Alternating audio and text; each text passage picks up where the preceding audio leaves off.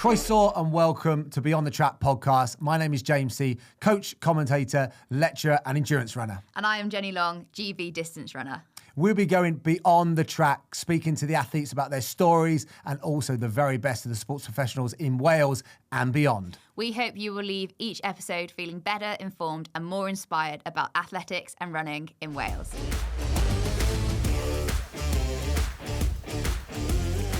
So welcome back to another episode of Beyond the Track, joined by my co-host Jenny Long. Jenny, how was your weekend?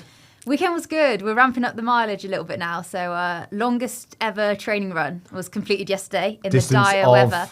It was 36.6k. It was just under 23 miles, which annoyed me a little bit, but it was nice to tick it off. So it was good fun. Sort of really enjoyed it in a kind of tragic and you're sort right of way. in the middle of those miles. And what's the week look like now for another big mileage week? This is a slightly lower week, so we're trying to manage the mileage a little bit. When I say slightly lower, it'll probably be about 105. So not that low, but I think my highest ever mileage in my lifetime was 105 miles. So, was it? Across. Well, I'll do 105.1 this so. week just to edge you a little bit. Yeah. You've had a busy weekend though. I have, Jen. I brought some gifts in to show you. Well, not gifts, gifts that I won at the weekend. So here are my 3 British Masters gold medals. So one we talked about a few weeks ago was in Cardiff, the 3,000, but I added the 800 and 1,500. So you've done the treble. So I've done the treble, all in Welsh Masters records as well. So so still running in spikes, still racing. There were part of me wishing and wondering why I was still out there, but we'll probably come onto that chatting to someone that I ran with back in the day and someone that we're delighted to have in the Beyond the Track studios. So the Chief Exec of Welsh Athletics, James Williams. Welcome, James. Thanks for having me. So, James, it's obviously a busy time in athletics right now. What's your view on the current landscape in Wales? The sport's booming. The sport in totality is absolutely booming. There are more people running than ever before. There's the clubs are seeing growth across the piece. We've got more disciplines, more races. You've got more parkruns across Wales. Everywhere you look, the sport's in a very, very healthy space. I think the huge challenge, though, is our sport's not one sport, right? Yeah. The term athletics covers a multitude of disciplines. So, whereas I'm talking about a very rude and healthy position, there's obviously lots of areas where there's lots of work to do. So in some of the technical events, we're probably a little bit lower than we would like in all aspects of the sport. But in the main, the sport's in a really, really healthy place. And you say the sport's in a really healthy place. What's that landscape look like and how's that changed over the last sort of 12 years? Yeah, massively. I mean, I mentioned the kind of, I can't call it a running boom anymore because a boom means it kind of happens and it stops. We're in a movement. It's been going on for 10 years. I mean, I think back to when I started in Welsh Athletics, membership was probably half what we are now. It wasn't really a social running scene. We didn't have any social running groups. It was all quite traditional. Fast forward to where we are now, and you can't move for social running groups. You can't move for running groups across Wales. You see more and more races. I mean, you look at, I remember Ultra was this very, very niche thing that happened once in a blue moon. There's Ultra events happening up and down the country, mountain trail races up and down the country now, not just in the heartland of like Snowdon and that type of thing. So that's the big shift, I would say, over the last 10 years is just, it's just exploded in so many different directions. Really, really good, really, really healthy. It means more people have more opportunities to come into the sport, but it increases the challenges, right? How do you make sure that every part of that sport gets the attention it deserves? Yeah, that's an interesting point because obviously back in our day, running wasn't super popular. It wasn't seemingly on mainstream channels as much as it is now in terms of, I suppose, social media is a big part of the kind of running revolution. How do you, from a Welsh Athletics point of view, try and support and try and obviously manage that explosion? Because obviously there seem to be running groups, social running groups all the time and people trying to jump into that space. Yeah. How do you try and control that? Really, really hard. The temptation is to just go with the most popular areas. Yeah. And sometimes I often reflect on this. Have we gone too far down that space? Do we focus too much around just getting people active and getting people running? And then you've got the core of the sport, right, which is probably the track and field base and the traditional club base. And one ebbs and flows depending on how much attention we can and can't give to certain parts. But yeah, it's really, really difficult to give all parts of the sport the attention it requires. I mean, again, the purists would probably say we need to double down and do a bit more around traditional track and field, provide more opportunities for jumpers, for throwers, for maybe some of the hurdlers and steeplechase and all this type of stuff. That's really hard when you're using the same amount of funding that we had 10 years ago, when we could just focus on maybe track and field and a little bit of road, a little bit of cross country, to now do all of this. Yeah. It's next to impossible. But I'd much rather be in a position where the sport's growing and more people are coming into it and coming in for different reasons, than to be a sport which was declining and really trying to get people into the sport. We haven't got that challenge. Our challenge really is to keep up with the growth. And if you had to pick perhaps one of the biggest barriers that is in place at the moment for kind of keeping up with that growth, perhaps going and focusing a bit more on the track and field, the core of athletics, what would that be?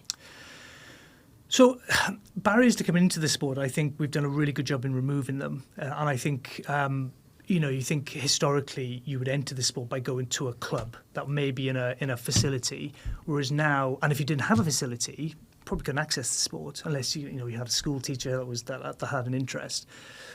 There's so many different ways to enter the sport now, and people leave and come back in different ways. The amount of people that I used to run with is track and field athletes that come back in as social runners or as distance runners when they were sprinters or jumpers is unbelievable.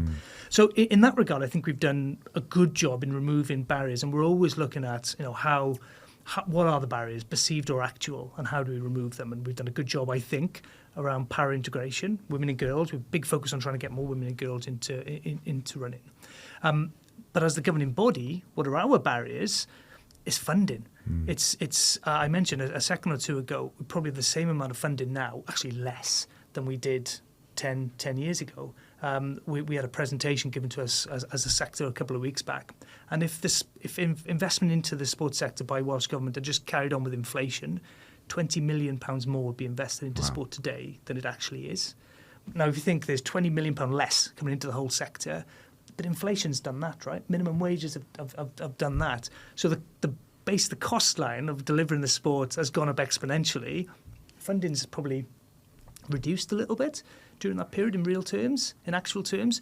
So the gap is massive. How does funding work? Yeah. So how much is Welsh Government and how much is potential private investors as well? Yeah, so our primary funder is Sport Wales, and they get their funding through Welsh Government. I think it's about 21 to 23 million pounds comes into the whole sports sector from Welsh Government, and a little bit of lottery money to top that up. But lottery money is primarily focused around performance, and that's going down. It's not going up. People aren't buying as many lottery tickets as they were, or maybe the demand for lottery investment has increased. So there's about 23 million quid. But if you think that 23 million quid, 21 to 23 million quid, has to fund everything, local authority investment, free swim, facility investment, capital investment, keep Sport Wales going, keep all the governing bodies going, it gets spread very, very thinly.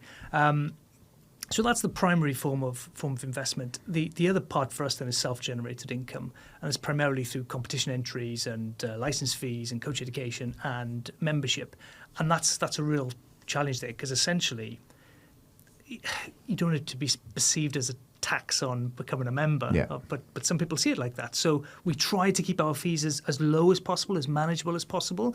But again, I keep going back to when inflation is doing this. Inflation is kind of pushing through the roof, and we're trying to keep the sport as cheap as possible.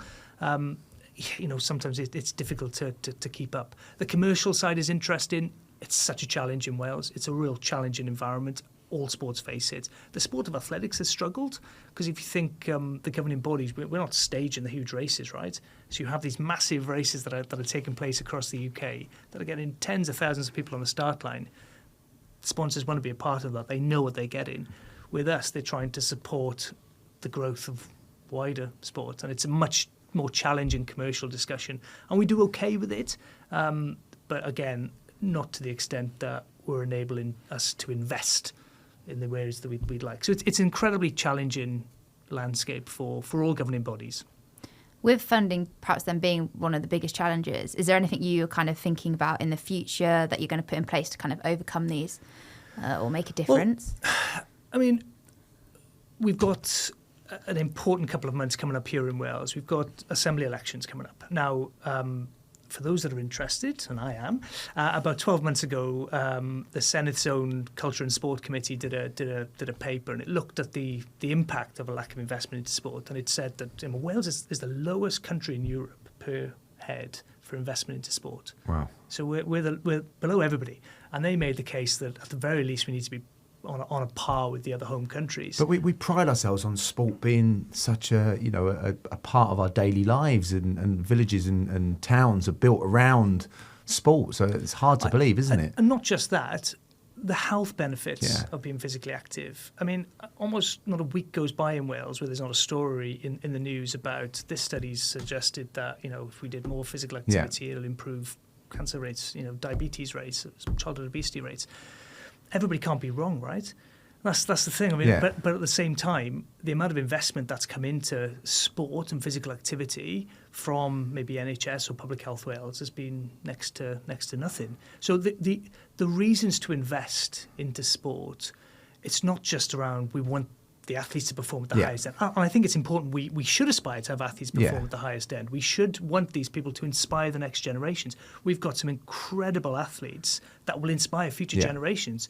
I mean, someone like Jeremiah, you're not seeing many black athletes from across Wales performing across any sport. We've got one that's performing right at the highest end of the sport. You look at some of the women we've got competing at the highest end. Incredible performance, incredible athletes. They will inspire future generations to come and compete. So that's a reason to invest. The community bit, I think, is huge. You're both part of Ponty Rodent. You're part of a big community. We've got clubs several hundred strong, and these social running groups popping up all over Wales. Some of them, again, several hundred strong. They're huge communities, and they are at the heart of their wider community. So that ability to bring people in, the cohesion, the different impact that sport and physical activity has, as well as the impact on physical and mental well-being, is huge. So it's been my number one frustration being sat in the position that I am, the lack of, foresight by Public Health Wales, by NHS Wales, by Welsh Government to see sport as a vehicle to achieving so much more than just podiums. Are we doing enough in schools? Because obviously, the clubs, filter and cater for so many people. But are children getting, exposed to enough sport or athletics, in primary or secondary education? Are children doing enough PE in schools? The answer has to be no. Because we're but seeing... from a national governing body looking in, and how much influence can you have and kind of drive? Because there's been different initiatives through the years, and NGBs have touched a little bit within kind of school systems, to try and drive. I think back to the 5x60, where trying to get people involved. How much does it not fall to you, but how much of an involvement can Welsh Athletics do in that? I think it's important for us as the governing body to have to try our utmost to ensure that athletics is seen as a viable option for people in school. I mean, I keep saying we've got this unique position that every school does an athletics competition. It's called a sports day. So we need to build on that. So we have programs in primary schools. We've got several programs in primary schools that, Starting Blocks, which does a lot of physical literacy, literally the run, jump, throw, the fundamentals. The Daily Mile, which is huge. And if your child's not doing the Daily Mile, ask your teachers why not, because it's amazing. Get these kids out doing 15 minutes of movement every day. And we've done a good job there. 700 schools are engaged with that in Wales. And then into the secondary schools, we fund and oversee the Welsh Schools Association. Again, there's quite a traditional pathway there with the school district programs and the cup and plate programs. So we're trying to ensure that there are as many options and opportunities for young people as possible. Trying to do more with teacher education, because I think that's where it starts. I am convinced that one of the reasons why we're not seeing as much PE in school, certainly in primary schools, is a lack of confidence in those teachers that can actually deliver a PE class. So I think there's lots of things that we are trying to do. But again, I think about how much resource do we have available to do that. Probably got a singular person in certain parts of Wales that's trying to do all of that. And it's really, really hard. It's really, really hard. If we had that additional investment, that would absolutely be a place that I think we would need to invest, should be investing.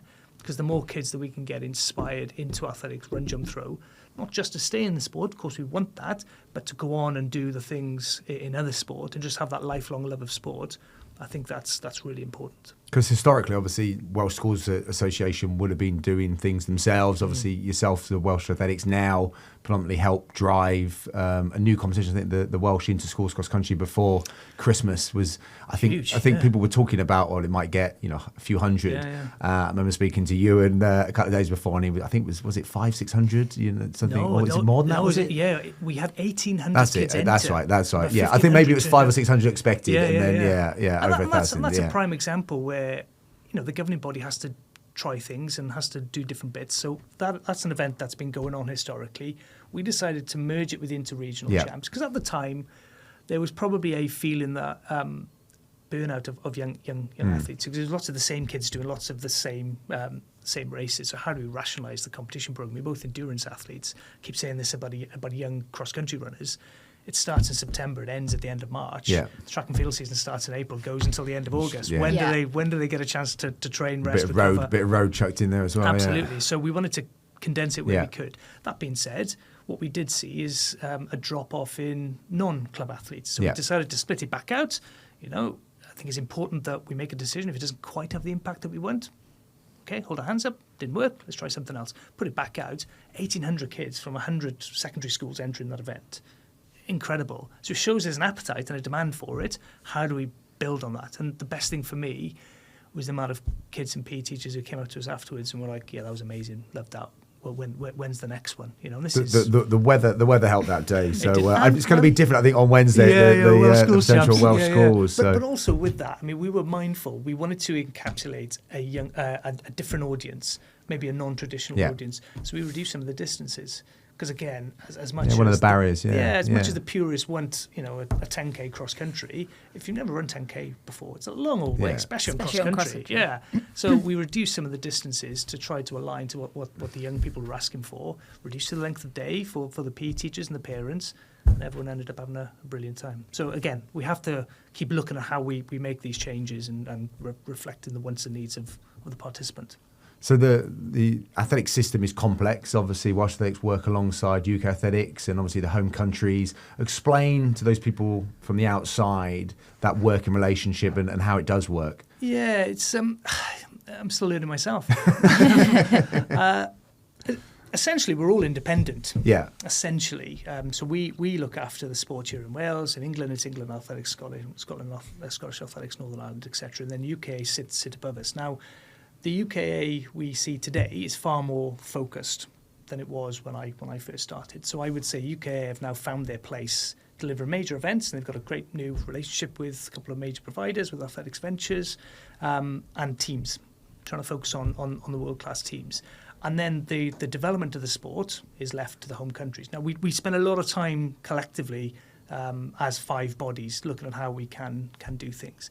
But we're also tasked with different things. So each of the sports councils ask different things of the investment into their home countries. So, like we look, as I mentioned, we do the Daily Mile. We invested into Parkrun. Yeah. We look after Welsh schools. I've got this thing where I don't think we as a governing body can pick and choose which parts of the sport we have to manage. In my mind, it's everything. We have a duty to manage everything. That's not the case in the other home countries. So when I go in talking about schools athletics and maybe the date of SIAB is too late for cross country, that's not an interest to the others. Yeah. So we have these quite interesting kind of areas of the sport which some of us are heavily involved in, some of us are not. But the important thing is we're working much better. Yeah. The last 4 or 5 years we've come much closer as a group, and we're trying to tackle the key challenges. And there's a lot of similarities in the Celtic nations and some of the challenges we've got with funding, with facilities, than maybe in England, where Sport England seem to be investing a lot more. And obviously UK have gone through their challenges. Yeah. Hopefully they're working their way towards a brighter future. And hopefully as a sport we can continue to grow and thrive. Go on, Jen. Is there any things in Wales that you think you lead on compared to other home nations, or is there anything perhaps you learning from other home nations that you actually want to bring into Wales as well? I think size and scale is important. So we can be far more agile in Wales. We can try things that maybe in England or other parts of the UK is much harder to do. But again, size and scale, we can have much more face-to-face contact with a lot of clubs, a lot of athletes, a lot of coaches, a lot of officials. We deliver all the competitions, vast majority of competitions on the track and cross-country in Wales, we are physically delivering, which in other parts of the country that isn't the case. So I think that's a unique thing for us. It comes with its challenges, but I think that does enable us to try different things. And how do we evolve our offering to meet the wants and needs of an ever-evolving society? So what do young people want? It's totally different today than what it was 2 years ago, 4 years ago, 6 years ago. What can we learn? I think that's the thing we're always looking to do. So I've always been interested in the way Scottish Athletics have modernised and professionalised their club setup, and we've been up several times to kind of see how they've done this, and we've tried to implement some of the things that they've done. We're not quite there, but I still think that's an area that I'm keen for us to look at and us to explore. And with England are kind of leading the way on coach education and officials education. Again, how can we learn what they're doing? And that's the beauty of how close we now are. We do have this ongoing relationship, ongoing dialogue. The big thing for me in this sport, one of the best things about this sport is how pure it is and how traditional it is. You know, it'll always be a 100-metre race. It'll always be a 1500-metre race. I think that's what makes this sport so good. But that's also what holds the sport back. And I think that's the bit that really frustrates me, the inability sometimes for this sport to just try new things, to evolve and just give things a go. Certain things will work, certain things won't work. But I think that it's getting slightly better, I think, in Wales. I think we've got a group of officials and coaches that want to come with us on a bit of a journey that sometimes are pushing us for more. But I think back to where I was 6 years ago, 5 years ago, banging your head against tradition all the time, and you can't change this because of this. And I'm thinking, well, you know, if we keep doing the same thing year in, year out, we'll keep getting the same results, or probably worse. So at some point, we've got to try things. What's something you'd like to try? Well, I think the competition landscape in the UK for track and field, I think is disjointed, is probably a kind way of putting it. I think leagues serve a purpose for young athletes. I think for a 12, 13-year-old, 14-year-old kid, being part of that team, I think is really, really important.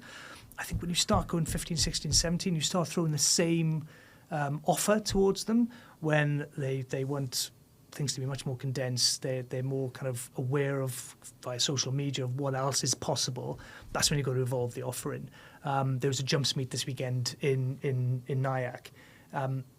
I think we've got to start doing more of that. 9 to 10K has been a prime example on a huge scale, so kind of too many 9 to 10Ks. Tonopandi Track Classic. Tonopandi Track Classic, but exactly, it's grown, right, year in, year out, so it shows that there's demand for it. So being willing to innovate on competition, I think, is so important, because ultimately, if young people and, you know, people in their early 20s don't have a positive experience, they don't have a good time, they're not going to come back, right? And I think where track and field should absolutely learn from the road, whereas the road... It's thriving. Yeah, absolutely, because people are having a good time, and it's bringing more and more people in. Do you think that's because running on the road is far more accessible than perhaps track and field as a whole? Like, anyone really can get hold of a pair of trainers and go for a run, and probably if you're a beginner, you're probably going to see progression quite quickly, and I think that's really attractive to someone remaining within the sport. Yeah, definitely. And also, I guess, you know, as exposed as maybe you could be on track and field, you know. And but again, I think the big thing with the road, I think they're evolving all the time. And it's funny, even when I was saying that, I was thinking to myself, you know, it's still a 10K race, but how they present the race and how they sell the race and how they kind of showcase it on social media and how they sometimes use influencers. And I know that sometimes is a bit of a you know, running influencer is a bit of a strange term, but it does attract different perspectives of an event, and people like to see different ways of coming in. So that's the bit that I think track and field has to look at. I think cross country's primed for something big. I've been trying desperately with colleagues to get the cross challenge to elevate. I think we do a brilliant job of the one in Cardiff. I'm going to say that, but I do. I think we put the experience of the athlete at the heart of it. I was talking to the competition guys around, what else can we do? Can we put a band up here? Can we put some music over there? Just give that extra bit for everyone who's there. I'd love to see that scaled up across the UK. I always say about cyclocross in Holland and Belgium is the model we should be trying to replicate for cross-country running. And then how do we take that to track and field? And part of that has to be, let's do away with these long days. How do we get to much shorter, more condensed days? Where, I mean, the British Champs was a great weekend, but its first event's 11:30, last event's like 7 o'clock at night. So it's sold out, but not at one point was the stand full, because not everybody's going to stay for 8-9 hours. Not even the purist, right? It's a long day. Yeah. It's a long day. So that for me is one of the areas we've got to look at. But it's interesting, from going back to Jen's point about 10Ks, people get involved, but they also see that they can travel with it. They can go different locations in Wales, like a in holiday, the UK, doesn't it? It's like, Europe and the world. Yeah. We had some really good experiences in British athletics in relation to leagues. And obviously leagues seem to have struggled.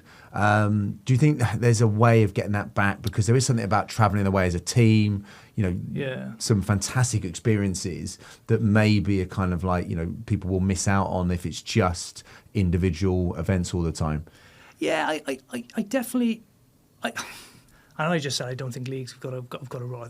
I think if they're presented in the right way, they can do. I mean, you're right. I was team manager. You were team captain of Cardiff Athletics Club many years ago. We had some brilliant weekends away. Well, that's what I look back on. I kind of think that somewhat, but we were also doing the BMCs and the championships as well. So, and I kind of feel that I'd be sad if that part was to be lost. I think where I always reflect on league athletics, I think there's much more depth in the sprints and endurance events, that you're always likely to get full fields in the leagues. Now, when we were running, I remember Cardiff were like Division 4 in the British League. Yeah. And over time, we got up to suppose being a Premiership team. And the technical eventers loved it, because every time they lined up, they had full fields and they had good fields. Yeah. It was basically the top 10 athletes in the UK in shot put, discus, hurdles were all there. Now, you drop down to Division 1, 2, 3, that falls off the edge of the cliff. And not only does the quality drop off, you're down to like 1s and 2s. And you look at upper age group YDL. I did a bit of analysis just pre-COVID. I think it had been 4 years since there'd been more than 2 athletes in a pole vault for a YDL league that a Welsh club was competing in. Now, if that one athlete or 2 athletes turn up, they're having a poor experience anyway. Great. Yeah, it's not a great experience, is it? No. With National League, for example, I think there's just too many leagues, because we haven't got enough clubs to warrant that level of competition. So even if you condense it down, add a bit of a super league, at least everybody who turns up has a positive experience. And then you can layer it over time and build from there. But to keep pushing the same model year in, year out, and I'll be sometimes pulled to one side by a team manager going, how dare you put a BMC on the same day as a national league? That's why we're going to get relegated. I'm like, that's not why you're going to get relegated. The athlete's choosing to go to the BMC because they're going to get a better experience for them than they are for the National League. So I come back to my point around things have got to evolve. If National League would evolve over time, it could rekindle some of those kind of the positive feelings. And same thing with 12 stage to a certain extent. Probably the impact of the huge growth in road running means that 12 stage is not that one day in the calendar anymore. The 6 days is not that one day in the calendar. It used to be for us, didn't it? It used to be like, this date and this date, and it was like fighting to get in the team. Now it's kind of dropped off. So again, for me, it's just everything just needs to continue to evolve and put the athlete at the heart of it.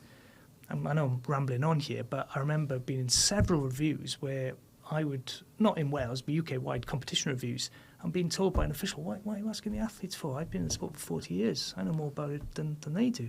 And they go, well, yeah, that's great, but don't we need to know what the young person wants? Don't we need to know what they want? Otherwise, they're going to leave the sport. So we're not asking these people what they want. We're just going to ask the people who've been sat around the table for 40, 50 years. We'll keep having the same results. Christian Malcolm, when he came in, was talking about the turnover of athletes. Has one of the responses been the change in age groups coming in April? Go back to why that is important. Yeah, that's definitely part of it. So we've got a situation where top of under 17, you have English schools, you have national championships, you're the top of that age group. You're also doing your GCSEs. Now, I know GCSEs isn't just year 11 anymore. It's kind of a full 2-year programme. But you do have this concentration of time. So we've got this perfect storm where, young people they want to stay in the sport. They want to continue to develop in the sport. They want to win things in the sport of a certain level, but also they want to do well on their GCSEs, right? So then you've got this clash, and education will always win, and rightly so. Yeah. So I think part of the age group shift will enable us to not have that perfect storm. So you have the under-18s and the 16s. But it can't just be the age group isn't the silver bullet. We have to do all those things I just talked about. We have to evolve the competition landscape. We have to put the athlete experience at the heart of it. And I think we've done a lot of work on the age group change. We have to do more work on the other bits now over time. But we have to be ready to not take everybody with us on that journey, because they won't. Not everybody will come with us on that journey. But I think we have to be brave to say, well, this is where I think the sport needs to go. Listen to the athletes, listen to the young people that are coming through, and be willing to take some risks. You touched earlier on how perhaps influencers are kind of perhaps changing the landscape of perhaps road running, or people getting involved in the sport. Do you think it's really important for athletes to sort of share their personality online? We've had a rise of social media over the last few years.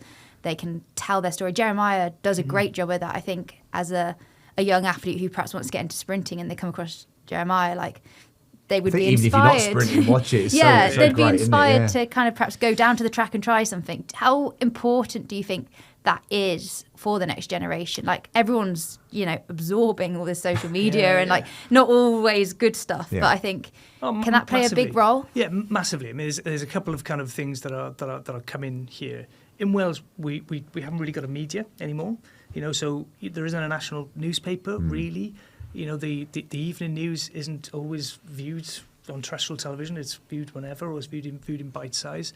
And the ways that people used to consume our sport doesn't happen anymore. I mean, again, we used to have lots of regional newspapers, which was always had athletics correspondence, Western Mail athletics correspondence. James and I were discussing last week about Athletics Weekly, the magazine. You'd get that. I remember every week I would get it. I think I had a collection of about 12 years backdated, and I'd look up the results in there every single week, see if I can find my name, or there'd be an article in there about an athlete who's performing well at the time. But again, now that's not. You can't pick up a physical magazine like that, or you have to pay. It's behind a paywall now. Yeah. And I don't think they know where Wales is half the time, which is the other thing which frustrates me. So that landscape has changed massively.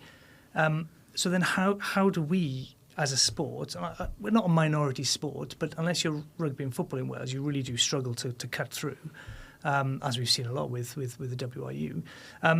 So how do we make people aware of opportunities in our sport, but more importantly, how do we help the personalities in our sport cut through? Alongside that, how are young people consuming sport? Even if we had a buoyant Western Mail and a buoyant BBC Wales, 14-year-old kids not reading it. No, exactly. So we've got to reflect that, and I think we're trying desperately with limited resource to improve our comms channels. This is part of it, right? Getting more debate and getting more outreach in the sport. But giving these athletes a platform and supporting them with what they want to do, and absolutely, I think someone like Jeremiah, who most people, if he was just back on terrestrial television, would have seen him on the start line, would have seen him at the end, or would see him doing quite a, you often get quite safe interviews post races or whatever. Yeah. So they don't have the opportunity to get their personality across. So whatever we can do to support the likes of Jeremiah, Abby Powlett, Izzy Boffey, Justin Davis, all these guys, to get their personality across, to get their story across, to inspire young people, not only will that raise their profile, but also hopefully it'll be another way the young people can consume our sport. And I always want to get to a Commonwealth Games and every single one of those athletes are known to a certain clientele in Wales. I think we're not quite there, but that's always our aspiration. I want people to know, there's Izzy Boffey, there's Abby Powlett, or there's Jeremiah Azu. I've been following their journey. I'm emotionally invested into them. That winning the hearts and minds, that's the way. How much training do they get? Because obviously social media can be a tool for positive things, can also be an instantaneous career suicide potentially, or we've had athletes talking about selections, and we've had them on here and going through those kind of like real emotional posts. Are you kind of again in support of to a degree where it gets it out there to the general public? I personally, I might regret saying this, I think it's really important that they have a platform Yeah. to air their personalities and their views. Yeah. You know, you look at how other sports have garnered much more public interest. It's through talking about the good and the Yeah. bad, right? Yeah. So I think it's really important that we don't stifle Yes. anybody's kind of views and personalities, you know. And I think we've got to get debate going in the sport. Yeah. And you often see in your running clubs and all the rest of it, when people are running, they'll be talking about the sport, right? I think it's really important and really healthy that debate happens. We learn from that. Yeah. You know, because I probably find out more about what's going on or the feeling by looking at social media sometimes than I do about, you know, speaking to a club rep, you know. So it's important we use social media and the good for that. I'm a big believer in allowing the athletes the space to air their views. I might come back to I was going to say you heard it here. I think there was a good example of that earlier in the year, actually, where someone picked up that the selection policy for the World Road Running Champs for the half marathon was a bit like unfair for athletes in terms of like achieving standards and selections. And UK actually went back and changed the policy, which I don't think that's ever happened before. Well, I can't recall it happening. I feel like... Well, maybe it was played out differently because, you know, once upon a time, I suppose it would have been a closed letter. Yeah, whereas now it was like, now you know, on Instagram, I think stuff like that for athletes actually gives them a voice and an opportunity to make changes. Do you find that as a national governing body, obviously, because anyone can have an opinion and be critical straight away, that you feel like you have to respond or act on, you know, things that, you know, are brought to light, you know, because obviously... you know, it can escalate and snowball quite quickly. Yeah, I don't think there's a one-size-fits-all approach to that. Yeah. I think sometimes you see comments on social media and you're like, yep, your hands going out, don't reply. But then there are some things you think, okay, there's a view here, and maybe we've got something wrong, or maybe that's something we should hear. So, you know, I think lots of governing bodies, it's really easy just to kind of bury your head and hope that, you know, the noise passes. Yeah. I think sometimes it's important, even if you're not publicly responding to it, that you are thinking about it. Do you take it personally? Do you like? Does it bother you? You know, like some things in terms of criticism. I'm deeply passionate about the sport. You know, I'm of the sport, from the sport. I think everyone works really, really hard in the sport. Volunteers, our staff, coaches, officials, absolutely. We don't get everything right. Yeah.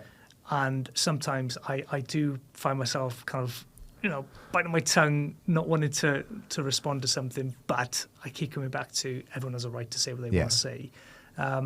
So sometimes yes. I mean, Commonwealth Games coming up, there will be people who will be disappointed, and there will be criticism. Happens every 4 years. We have to be ready for that. There'll be some criticism that, you know, will spill over, and we'll just have to take it. I know you had Chris Type on a few episodes ago. He mentioned that we don't select the team. We nominate athletes to Team World. They select the team. So it is a strange scenario where when that team's selected, we're not in the room. We're not in the room kind of making a judgment call on it, yet we potentially will get the criticism for that. Now, that's the rules. That's the setup. That's been the setup for the past few games. We have to live with it. But that'll be a point where we'll just have to probably grin and bear some of the criticism, even though it's probably not of our direct doing. Talking about the Commonwealth Games, it's a very big year for two home big championships. You've got the Commonwealth Games in Glasgow, the European Champs in Birmingham. What impact do you think that's going to have on athletics in Wales? Well, it's potentially huge. I mean, if you think about it, all the things we've just been talking about, a lack of coverage for the sport, you'll have basically best part of 3 weeks of wall-to-wall coverage of the sport. For the first week, it'll be about the Commonwealth Games, and then the European Champs for 10 days live on the BBC. Incredible opportunity. I mean, you look at the impact. We just come off the back of the Winter Olympics, and all these young people pretending to do curling in their kitchen and all this type of stuff. You know? I gave it a go. Yeah, there you go. There you go. What's a stone? What would you use as a stone? Like a foam roller. Okay. Not quite the same, but it didn't move very well. It will inspire young people. And if we do manage to get the personalities of these athletes across, they'll become emotionally invested. I mean, my son met Jeremiah Razoo last year at the Welsh Junior Champs, and he's now got a phone, and his screensaver is him and Jeremiah Razoo, and that's he's looking out for Jeremiah's performances, and that's what we have to hope will happen on the back of the Commonwealth Games and the European Champs. I mean, normally when you always have Commonwealth Games and European champs, but often it's European champs in some far-flung place. It's the first time Britain's ever hosted it. So this is a unique situation where you've got everything happening in the UK. Bizarrely, the European Champs is more of a home games than the Commonwealth Games because of its proximity with Birmingham, and we'll have a large number of athletes competing at the European Champs, albeit with a British vest on. So I think it's a huge opportunity for us as a sport, a huge opportunity for those athletes as well. So if heaven forbid they get it right in the Commonwealth Games, but let's say they don't, they've another opportunity to go again a couple of weeks later, and that's huge. And of course, we haven't got, sadly, a marathon in Glasgow, but we've already seen Natasha Wilson being selected for the European Champs. So again, we'll have a Welsh contingent on the roads, and hopefully one or two more might get selected. You never know. So that was actually one of the questions we had from our kind of audience, was about that Commonwealth Games lack of a marathon, because obviously we're talking about the rise of obviously road running and the numbers. Do you think that's a bit of an own goal by the Commonwealth Games Council, and obviously such a shame given our kind of rich tradition and strength in that event as well? Yeah, the corporate answer is it's brilliant that there's a Games going on, right? Because it did look at one point as if there wasn't going to be a Games. So we've got a Games. It's going to be much different to what we've had previously. I didn't understand why they weren't a bit more creative with Could it not have generated finance? Could you not make it a mass race? Paris Olympics had the midnight marathon. Yeah. That people started running in the middle of the night, and then the course was cleaned up for the Olympians. And I think they had something like 20,000 people all paying a great amount of money. What a missed op. And also like a great opportunity to actually inspire so many people, because it's a free event. It's on the road. You could have a 5K loop. You haven't even got to make it a free event. Do you know what I mean? You could have generated some income. So or even looked at making it a half marathon, because road closures are really, really expensive. Yeah, come off half marathon, then you could actually have done that into a European champs as well, potentially. There must be a course they've used in Glasgow for a half or a marathon. Well, I think there is a Glasgow half. It's a great run. So surely, well, there was a marathon there at the last Games. So it's not happened. Yeah, there's already that infrastructure perhaps in place. It's just the cost of closing the roads. And I was a team manager in Glasgow in 2014. I was on the water station for the marathon, and it was a 2-lap course. I remember that as well. Yeah. So, the pressure of a drink station. Like nothing else, James. Yeah, exactly. So I think that I think they could have found a solution, but I think they were at that point where I think had they probably relented and put a mass participation run on, you'd have probably had criticism, well, why isn't there a mass road race from the cycling? Yeah. Why isn't there a triathlon? So I think the easy thing for them was just to say nothing outside of the 4 or 5 venues that they've got. Again, part of me thinks, could they have found another alternative for the Commonwealth Marathon? Could have had it somewhere else. We hosted the Commonwealth Half Marathon. I was going to say there was ago. that. Well, actually, whatever happened to that as an opportunity for athletes? Yeah, exactly. I mean, it's something that we have mentioned several times, and I still think there's an opportunity there. We've got to be creative, and we talk about changing the landscape. I mean, the Winter Olympics is a prime example. It was over several different sites. I think that's hopefully the future of mass participation events like the Olympics, Commonwealth Games, and others. Hopefully, this is just a moment for the Commonwealth Games. It looks like it in India in 4 years' time. It'll be back to a all singing, all dancing event. But it's a shame, doubly a shame, because I think we've got some incredible athletes at the moment. So Dan Nash just ran 2:11. We've got three ladies really. I should mention yourself, Jenny, but Clara and Natasha breaking each other's records all the time. It's fantastic. And also, if you were in the village in Birmingham, but we took over a site for the marathon last time round, where it was epic, bus loads of people got the bus from Cardiff, didn't they? Absolutely. In the morning, watched it. And we took over a certain area. We commandeered a pub and all this type of stuff, and it was brilliant. It was absolutely fantastic. So it shows that there's an interest there. And I always remember seeing Dewi's face run past lights up because it was all this big. I feel like it's probably like the most relatable element of athletics running, like road running, especially. Like anyone knows what the park run is. Like they know what a 5K equivalent is. They can make that make sense in their head as for a marathon. It's like, this many 5Ks back to back at this time. Like, to me, it just doesn't make sense why they haven't thought of something. Even a tank, like, I don't know, a road tank. Yeah, you get to showcase the city as well. And every time there's a championship marathon, the streets are heaving. I mean, look, you mentioned Paris a second ago. The streets were heaving for the entire course. So, like I said, hopefully this is the one-off, and come India in 4 years' time. India sounds phenomenal. Oh, there you go. If you're well prepped, there's medals on the that's very true. Talking of people's faces lighting up, every time we talked about the Commonwealth Games, past and present, athletes, why is it important for athletes to, represent Wales at Commonwealth Games, but also what is Welsh Athletics' role in the team? Yeah, well, I'll talk about the role first and foremost. We don't select the team, so when they turn up to the village, the second they cross that threshold and get into the village, they're part of Team Wales. Yeah. They're part of this much bigger entity, and it's fantastic to see all the sports come together. So it's our role essentially to get the athletes prepared, to sort the logistics out, to get them to the village, and then we hand them over to Team Wales. That being said, it's our role in any major championships to take the athletes literally to the call room. So our job ends when they walk into the call room. I think what makes the Commonwealth Games so special, and I think it's something that you see a lot more, I think, from the Welsh athletes than you do with some of the other home countries. There is this pride of putting the red vest on. It's the only opportunity you get once every 4 years to put the Commonwealth Games vest on. And it's so special because it's so special to those athletes, to their communities, to their families, it just brings everyone together for that 1 week. And it is unique. Don't get me wrong, I'd love to see the Welsh vest compete in other major events. Yeah.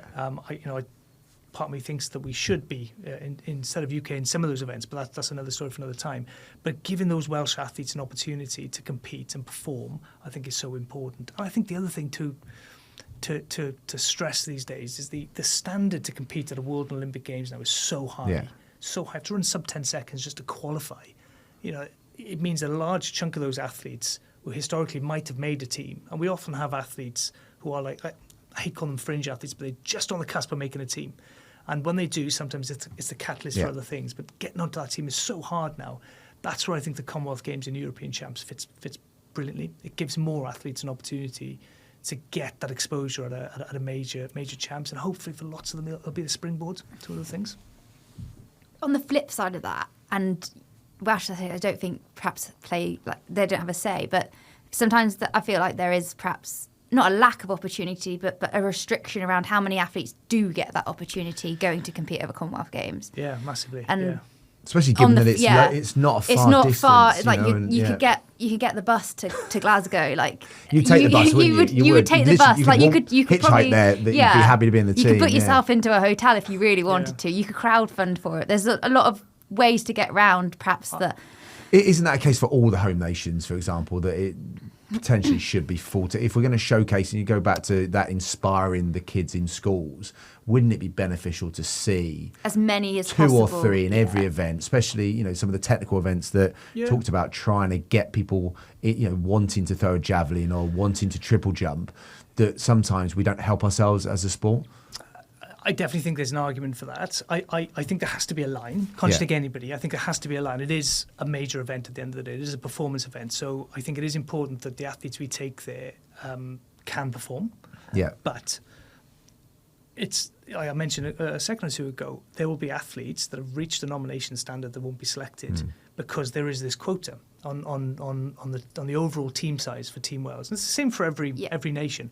How they apportion it is different from nation to nation. So England and Scotland know their numbers. I think Scotland have got 25 athletes, England have got 50 or something like that. So they know when they go into their selection meeting, right guys, we've got this many athletes, who are we going to select? We don't have that. So there are 50 or 60 individual athletes selected across all of Team Wales. So we put our nomination profile in, table tennis will do theirs, lawn bowls will do theirs, and then the selection panel will go through and we'll say, well, this lawn bowls athlete's going to be better than this athletics athlete. Now, that's the part that I sometimes struggle with, in that we're not in the room. So it's so difficult to compare, and people will say you can, but I think it's so difficult to compare sport to sport in the Commonwealth Games. But I had an athlete at the last Games that ran 2:34 for the marathon, female, that didn't, she had the nomination standard, but didn't get to compete. And I just remember thinking, what a missed opportunity in a marathon that had, not a full contingent, in terms of numbers, because not every nation will send. I just thought that, missed opportunities, and, not, it wasn't a cost issue. Well, it was a cost issue, but I just think it's some way we can, in the future. I know obviously Delhi's going to be a different games altogether, but ask the question of why. Yeah, because I remember in the lead up to Birmingham, we made the point to the organisers, you're going to have events that's not going to be full. Yeah. And there's nothing worse. Go back to that conversation 5 minutes or so ago around leagues. There's nothing worse than empty races, right? And there was a concern for me at some point that we were going to have certain races that were going to have hardly anybody in them. I mean, it ended up, the 10K and the 5K on the track were big fields. Yeah, big numbers. But thinking back to the games in Delhi, I remember the 10K, the men's 10K on the track had about 7 or 8 athletes in it. So that was my concern. And there was bigger games then. So my concern was these fields were going to be quite small. And probably in some of the technical events, they did have smaller fields. So we did make that point several times in the lead up to it. I really hope, for everybody's benefit, that the games in Glasgow is a success in every instance, not just in the way it's organised, but you want to see a buoyant athletics competition. You want to see good competition. Haven't necessarily got to have world record standards, but good competition and competitive fields. That's what you want. But when you've got a quota system in the way it is, you can't, like with World Athletics in their ranking system, say what you say about the merits of the ranking system, that you're going to have 32 athletes, 64 athletes, 32 athletes, because they plan it that way, and everyone's fighting to get into the threshold to get a ranking place or not. Whereas in the Commonwealth Games, there's no way of knowing until each team's been selected, and then you could have some fields where you've got big fields and some fields have got small. That's where I hope there's a conversation to be had around, okay, how do we fill those fields? But that world rankings system worked for the world. The marathon, Julia Patamine, going in as the last ranked athlete and coming away with a bronze medal, just kind of showed that if actually that was down to our federation, she wouldn't have actually gone. So it kind of shows you sometimes that little kind of People need that push or opportunity. It's almost a stamp from above. So yeah. I mean, the Commonwealth Games marathon last time around in Birmingham, again, we'd asked several times. You can't really select a marathon team like 2 weeks before the games. Yeah. So we selected several months before, and we had this scenario of there was a world champs at Commonwealth Games and a European champs, and we ended up getting 6 athletes compete across the board in them all. But they were split. So Josh did the world champs. I think Rosie Edwards did and Andy Davis did the European champs, and we had 3 athletes, I think, in the Commonwealth marathon. So again, you can't have a one-size-fits-all approach. It's a shame that almost the marathon wasn't looked at almost like a team event where they could have counted maybe as one person. Yeah, and relays another one as well. So if you've got a quota system, you end up taking 6 athletes for the relay. Does that mean that some individual athletes don't go? So there's lots of things. Or is that one team? It's technically one medal on a medal table, isn't it? So surely it should be one. 6 beds in a village. 6 beds in a village, or a hotel this time around. Or the hotel you said you're paying for. When I get my bus. but I think lots of athletes will be travelling on the bus. That's the whole thing with this game. So it's But again, the cost. Sorry to keep coming back to the funding bit, but it is really important. So we always try to prepare the athletes in the best possible way. So we'll buy the kit for the team. We'll be taken to a holding camp beforehand. All of this costs money, and it will cost us about £100,000 to send a team to Glasgow, on a bus up on the M1 or whatever it is. So you look up 4 years' time to India. What's that going to cost us? And that's what I come back to. If we want sport in Wales to thrive, Welsh government has to start investing. Yeah. We can't every year this time of year. It's the best and the worst time of year for me, because you're looking ahead and think, right, what can we do? New budget year coming on. What can we do? What are the things we want to focus on? And all the staff have got some brilliant ideas around growing the sport and doing more. And then we look at the financials, and you think, we really want to do all that, but we can only afford to do a little bit, or maybe we can't afford to do any of it. And that's the hard thing for us. We want to prepare the team in the best possible way, but we've got all these other plates spinning. So how do we do it all? And that will be scaled up across every sport in Wales. It's not unique to athletics. So they're not me going, oh, poor athletics, give us more money. The whole sector, including Sport Wales, needs more investment. If we don't get more investment, I do think we're going to start to see performances drop off. Now, the reason we're going to get lots of medals across all sports in Glasgow is not because of the system, it's in spite of the system. Well, I think Jen was going to ask you how many medals, but also, is that important to that potential contribute funding? to the funding? Yeah.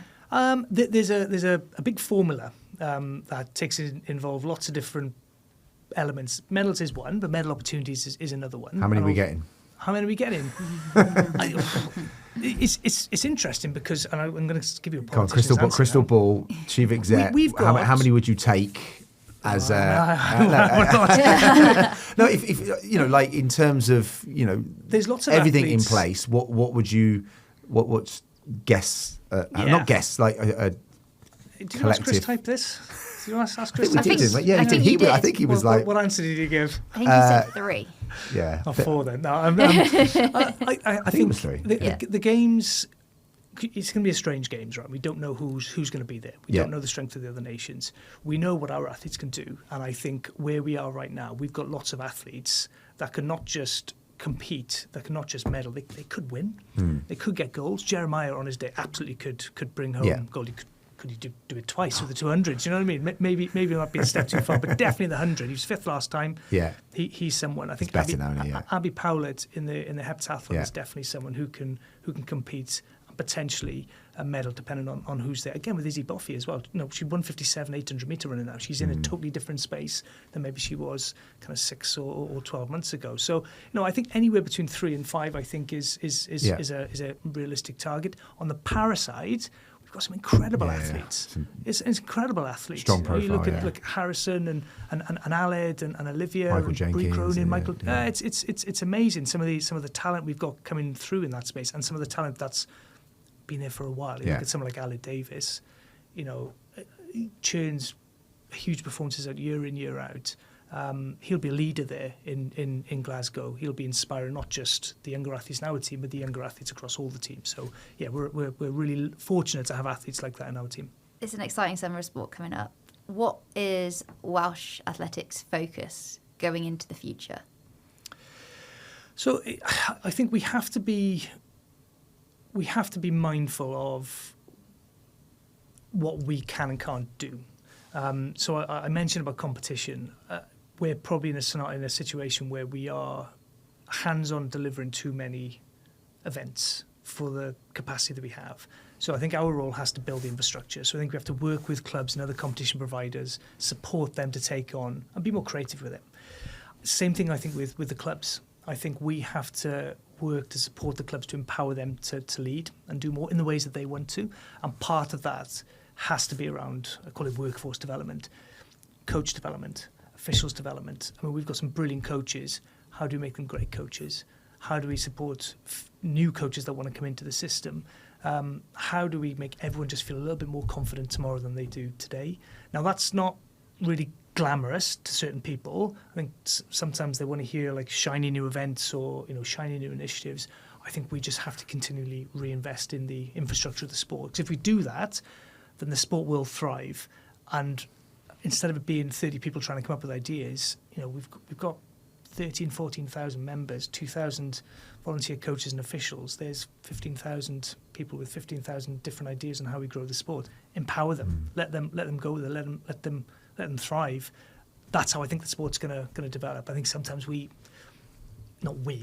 but all governing bodies, there's a desire sometimes to control. I think it's really easy to control. I think it's really uncomfortable to let things go away from you.